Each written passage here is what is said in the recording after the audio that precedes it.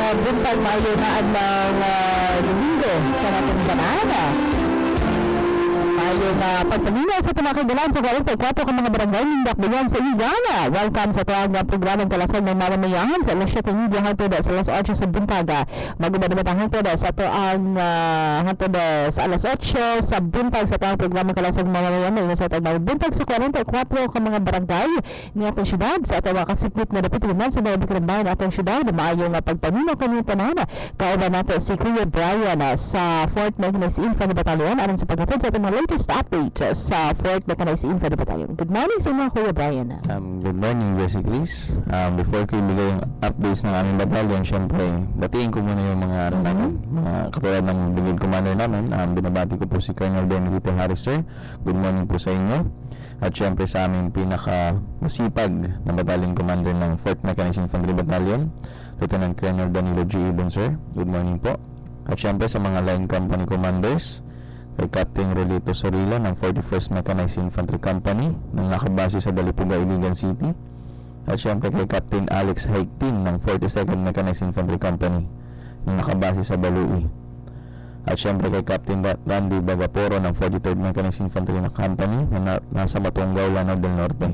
At syempre sa mga walang sawang tagapakinig dyan sa Barangay Suarez at buong tropa ng 4th Mechanized Infantry Battalion. Good morning po sa inyo lahat. Okay, so for karon yung mga updates sa ang mga activities for this week sa Fort Mechanized Infantry Battalion, Kuya Brian. Okay, so simulan natin yung 18 May 2014 in partnership with the Department of Social Welfare Development o yung DSWD ng Iligan. Nag-conduct po tayo ng distribution ng assorted food packs sa mga tauhan sa Sitio Limonsudan, Barangay Raguan, Iligan City. Kung saan nagbigay tayo, mga beneficiaries nito ay 160 na family sa Raguan. Okay, so last May 18 last May 18 siya. Okay, so ano yung mga nakalagay? Ano yung mga nakalagay sa assorted food packs natin, Kuya Brian? Grocery items? Mga grocery items na para sa kanila. Almost 160 families yung halos lahat ng family dun sa Limonsudan nabigyan sila lahat. Okay, sino yung nag-facilitate or sino yung frontliner ng activities? Ang pinaka-frontliner ng activities yung DSW, diba? Pero nakipag-partner sila sa atin. Sa AFP. Nakipag-partner sila sa atin para makarating sila sa Limonsudan para maibigay yung maipaabot ko ano na rin yung gobyerno para sa kanila. Okay, actually ang Limonsudan dito na siya sa Barangay Rugong part of Iligan City.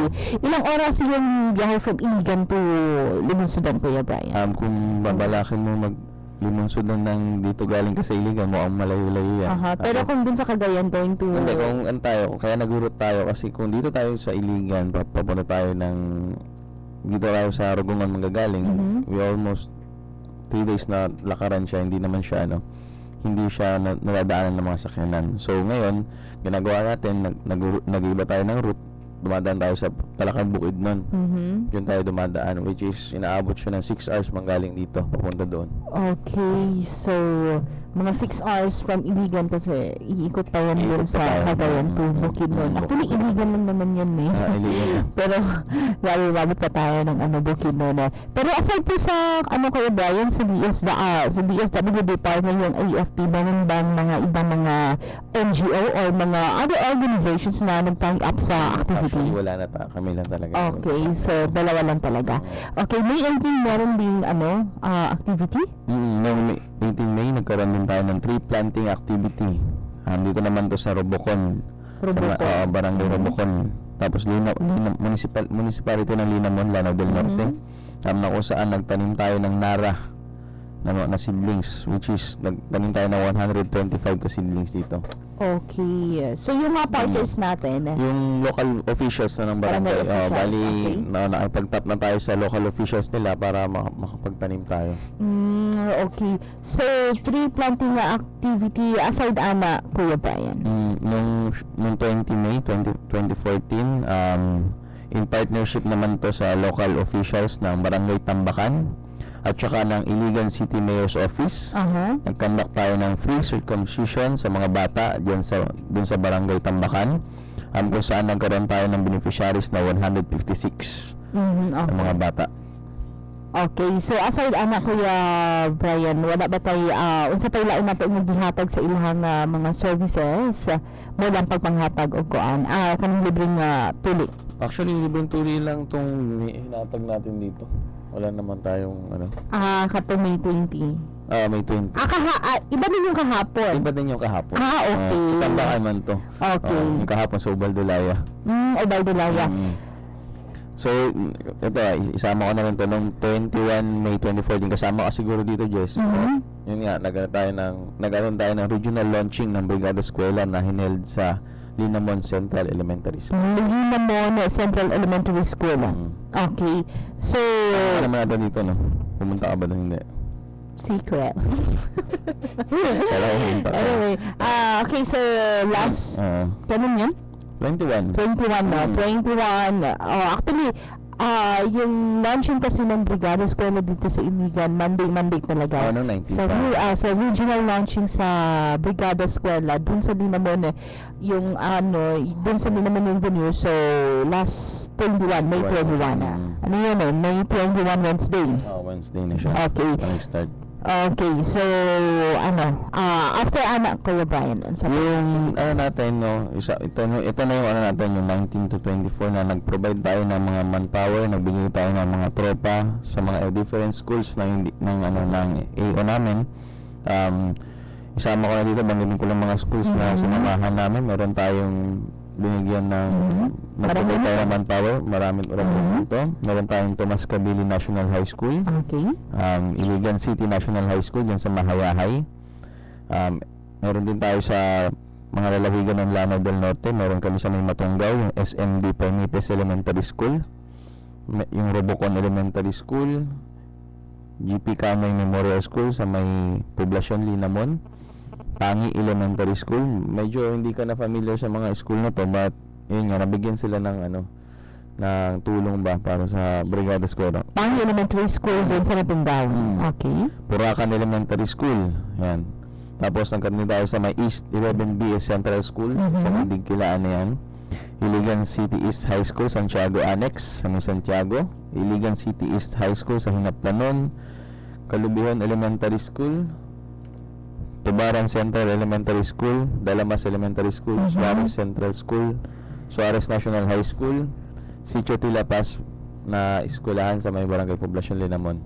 Okay. So, medyo marami-rami yung mga schools. Actually, hindi ko na nilista dito lahat kasi kung mabanulong ko sila, sobrang dami talaga nila. Okay. Actually, marami talaga sila. Pero may mga pa ba? Tapos na kahapon yung Brigada Eskwela, meron pa bang Actually, may mga pahabol pa. Pahabol ng may mga schedule. Schedule kung po pwede daw na nagre-request yung ibang eskwelahan na kung po pwede, puntahan ba sila para Kaya pa. kung kaya pa naman. Okay. So, Tapos naman natin, aasahan nyo ng by next week, meron pa rin activity ng Brigada Eskwela. Okay. So, medyo marami-rami nga, Kuya Brian. Yung mga current activities natin for this week, Kuya Brian. Yung mga current activities natin, patuloy pa rin po yung pagkandak ng Joint Checkpoint Operations together with the Philippine National Police. 24/7 po yan.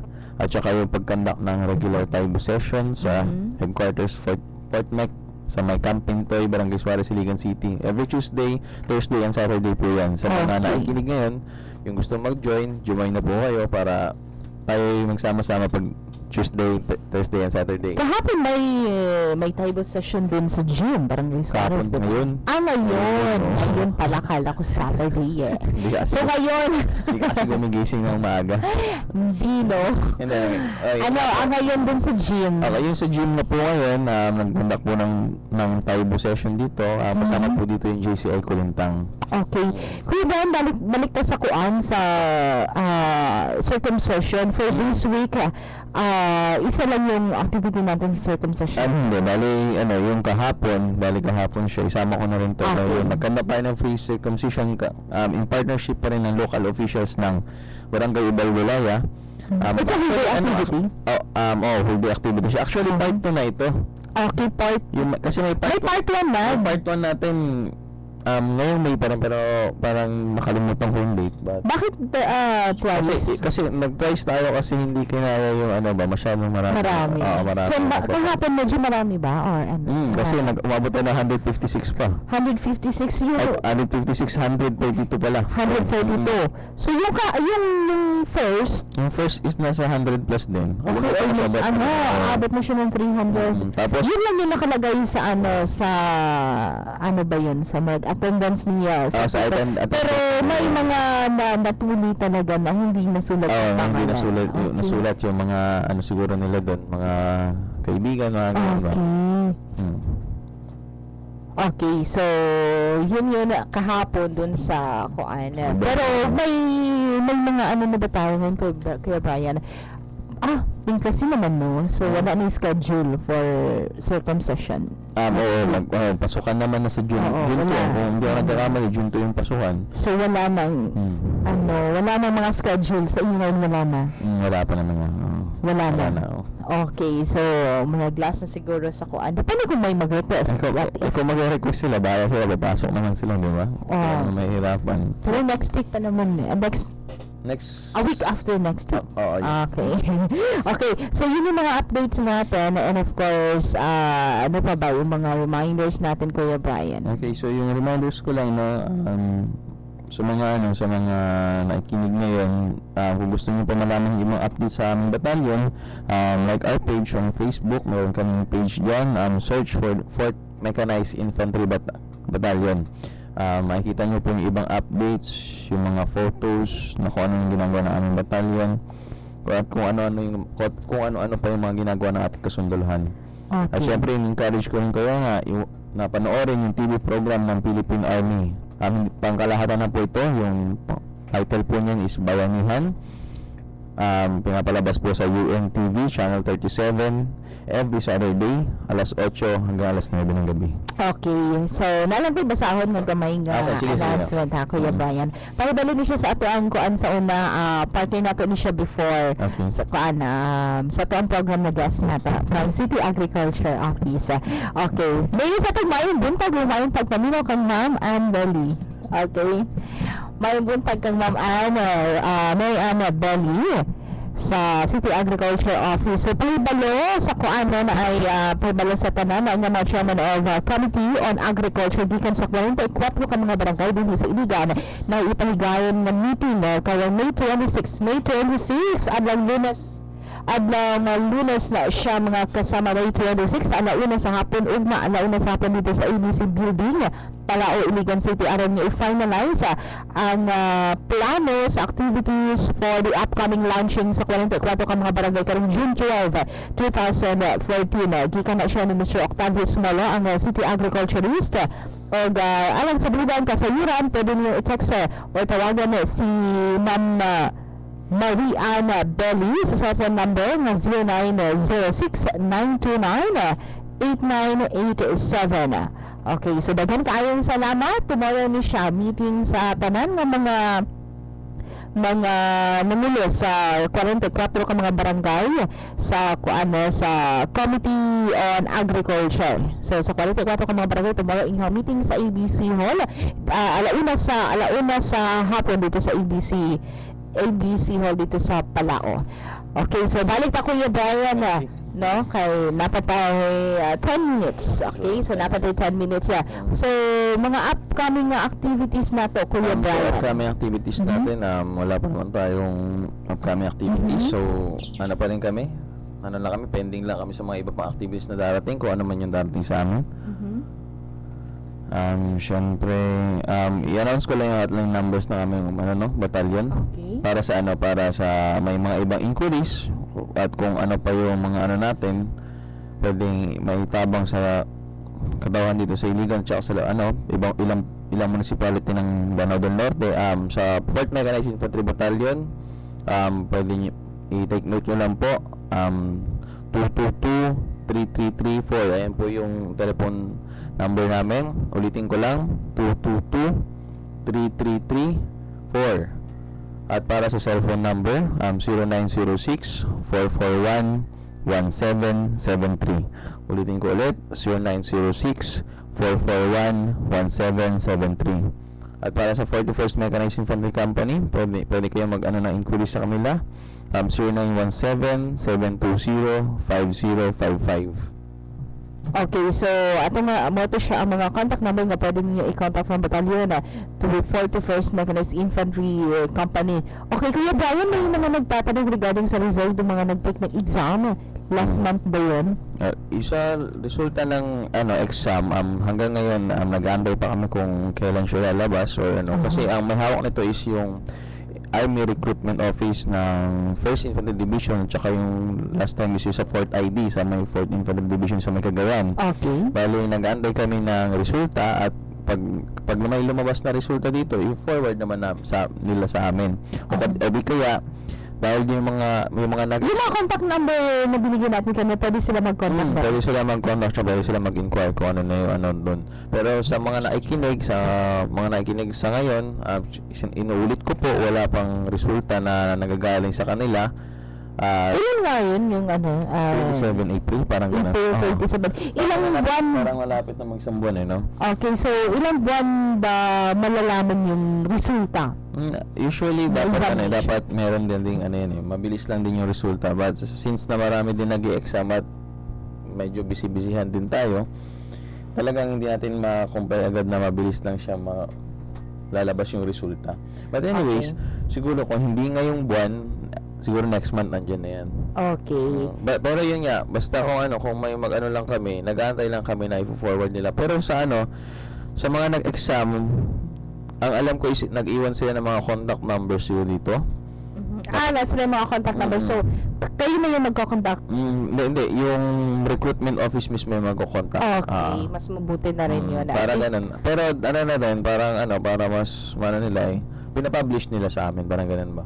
Kami pinapublish namin, tapos para makita nila kung ano yung... Ito ba yung yung sa St. Michael's? Yung sa St. Okay, sa St. Michael's. So, karamihan ba dito lang sa Iligan o may mga taga-ibang lugar talaga na nag-take ng exam? Sa anuhan ko sa kanila is mga taga-Iligan din halos yung mas taga-Iligan tanana. Okay, so nga to sa mga nakamonitor karong buntaga sa mga kigalaana at mga estudyante ba to sila? Or mga estudyante or fresh graduate? Yung iba fresh graduate, iba na estudyante. Yung iba nakatapag ng 72 units. Okay. Kaya nakapag-exam sila. Okay. So, para may bala ng resulta, pwede po sila mo-visit sa kampo. Para dun sa sa mga ibang nag-exam na gusto mag-inquire, pwede kayong bumisita sa amin sa may 4th Mechanized Infantry Battalion, sa may Camp Pintoy, Barangay Suarez, Iligan City. Okay. Wala na silang dadalhin na ID ba or any documents or patunay na nag-take sila ng isa? Actually, meron yun sa app, yung sa pinag-examan nila, meron silang parang receipt, ano ba yun? parang stab. Stab. Na Okay, so yun lang yung dadalhin nila, any documents pwede na wala na? Bukod yung kahit yung stab lang at saka yung ID nila pwede. ID. Okay, patuloy lang na nag-take talaga sila ng isa din sa St. Michael's.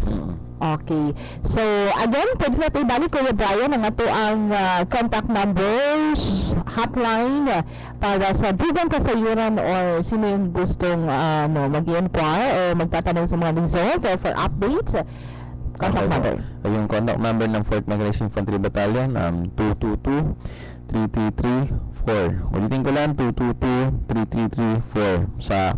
Ayun po yung telephone number namin. Sa cellphone number, 0906-441-1773.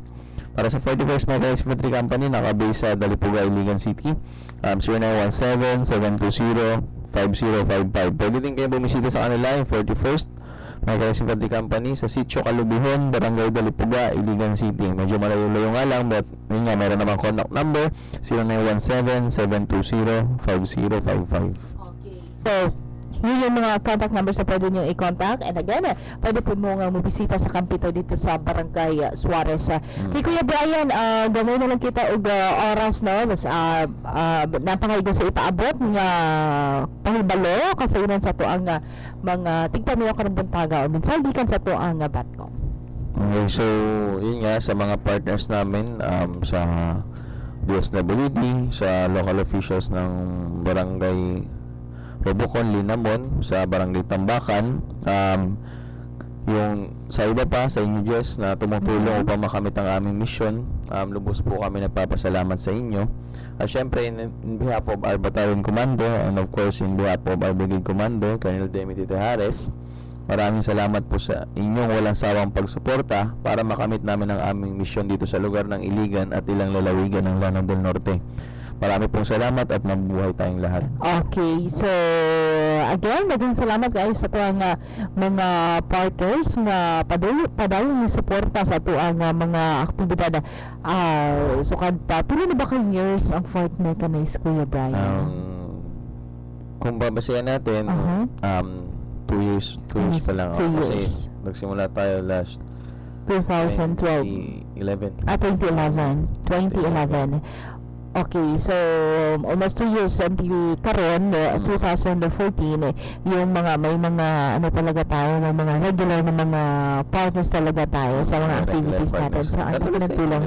Yes, ang laki talaga ng tulong, and of course sa mga ubang mga stakeholders, mga organizations na hangtod karon sa ato ang nagpahigayon o kagahapon ng nahuban nga Brigada Eskwela.